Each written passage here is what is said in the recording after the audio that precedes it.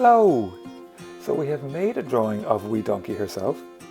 Now we're going to draw the giant from Wee Donkey's Treasure Hunt, written by Erica McGann and illustrated by myself. See the giant there in the big ship. Let's have a look inside and we'll find the giant on his giant's causeway where he lives, giving us a big giant wave. Now let's draw the giant step by step. It's going to be good fun. I like to use my favorite black pencil. You could use any color you like. You could use a marker, a biro, a crayon, paintbrush, anything. Okay, we'll put in, with our page this way, we'll put in the giant's head up here, and then we'll put in the body here, and then the legs down here. And over here will be that arm that's waving out to us. Now I love to start with his nose because the giant has a huge curvy roundy nose that's fun to draw.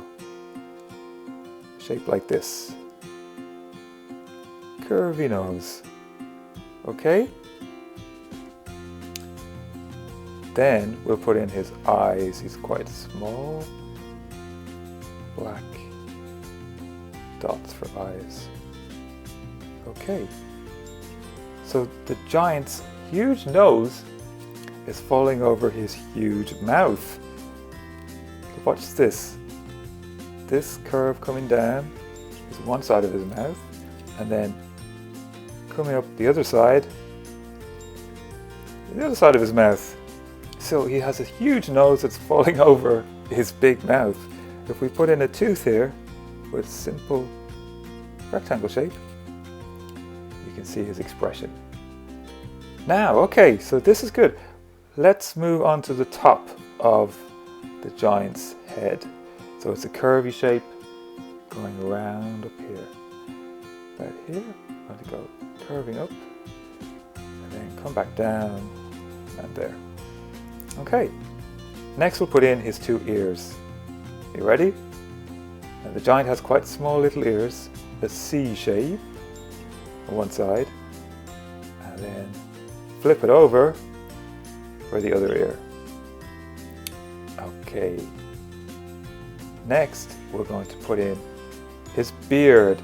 So if we look on the cover here, the giant has a browny beard and he has more hair over his ears and on top of his head, so we'll add in all that as well. Now his beard, I do a curvy shape like this, you see, in and out, around and around and around, up to the other ear, and that's his beard. And then we can have over his ears, more hair, and then the top of his head, squiggle like that, for a bit more hair again. Okay, now inside his ears, you could put in kind of a little S shape like that. It looks like the inside of his ear. Now, let's just move down a bit. His t-shirt, he's wearing a white t-shirt, and he has one arm waving up, so we'll do that sleeve first. Straight line going down at an angle, and then another angle coming back in at this far, and that is one sleeve for that arm. And we'll put in his belly next.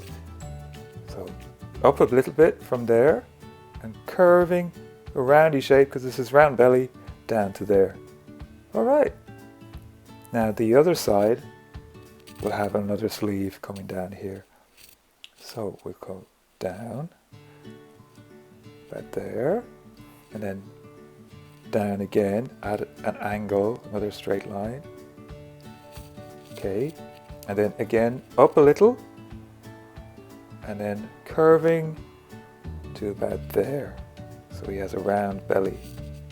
We'll put another curve just at the front for his round belly.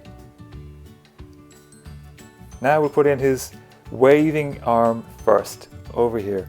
So his arm will be a straight line going up and then some fingers. So he has stubby, quite big fingers. Put in 4 of them here, and then his thumb, big thumb, whoop, and straight down again for the rest of his arm. Now because his arm is facing out towards us, we can show his palm with a line like that there inside of his hand. And it's waving. We can give it a couple of movement marks. That's what I like to call it. They're very handy to use. Also, he could have eyebrows, I've just noticed. Give him more expression. So just about here, I'm going to put in one eyebrow there and another one over here. So our giant is quite a friendly, gentle giant. Now the other arm, let's not forget it, will be coming down. About there, and then we start another finger. Now, oh, this is a thumb. So your thumbs are facing inwards. We'll do a thumb first, and then his fingers. So you can put in 4 fingers if you like. If you don't put in 4, don't worry. 3 would be okay. And we can come back down with the rest of that arm. I'm going to squeeze in one more finger over here. Like that. Okay. So, next, I just spotted something now. On his t-shirt he has a V-neck. So that's a V. You might have a V-neck on some of your t-shirts.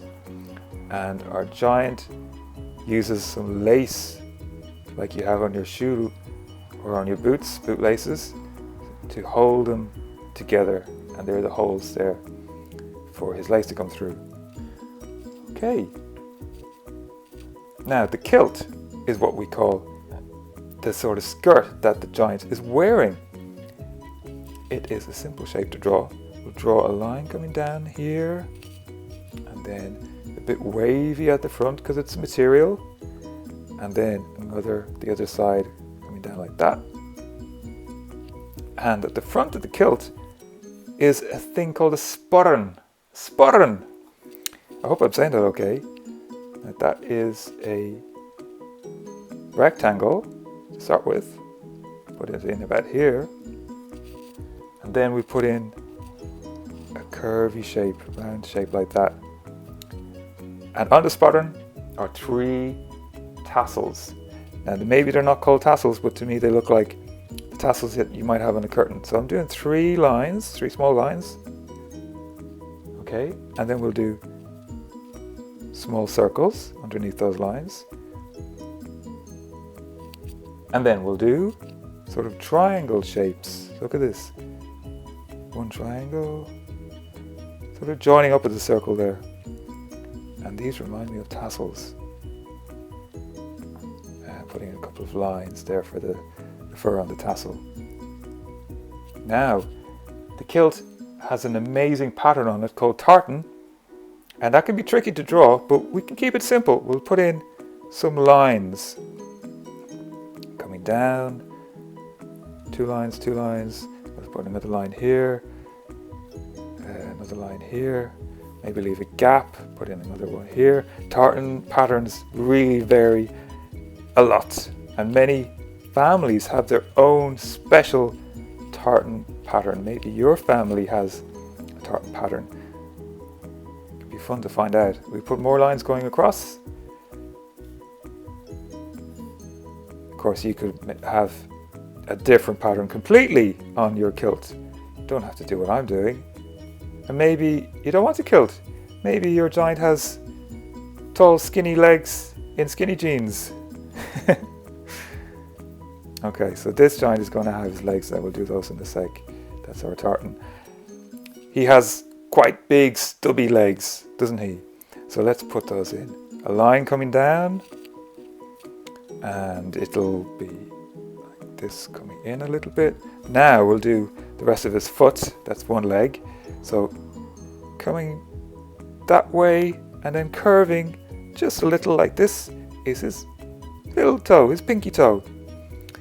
And then we'll do another toe and another toe. And another toe. He's got 4 now. Let's do the big toe. Okay, and now watch this. I'm going to curve back a little bit and then curve up to there to join up with it. That's his heel. Okay, and then the front of that big toe, you can see a nail. Put in one nail, a nail shape there. The other nails are too small. I can't draw those. My goodness, my pencil is a bit too big.